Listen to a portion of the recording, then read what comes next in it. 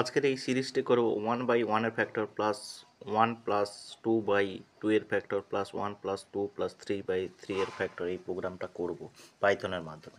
প্রথমে n equal to int input enter the range, তারপরে f equal two 1, some equal two 0, s equal two 0 for i in range 1 থেকে n plus 1। এবারে factor বার করার জন্য f equal to f star i, এবারে sum করার জন্য s equal to s plus i। এবারে টোটালটার সাম সিরিজটা সাম করার জন্য sum equal to sum plus S by F, মানে ফ্যাক্টরটা। এবারে প্রিন্ট করবে সাম অফ দ্য সিরিজ, এই সিরিজ এবারে কল করা হলো সাম। এবারে রান করি,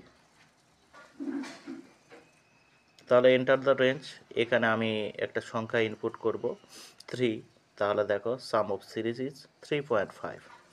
এরপরে আমি ভালো করে দেখে নাও প্রোগ্রামটা, এইটা হচ্ছে সিরিজের যোগফলের প্রোগ্রাম।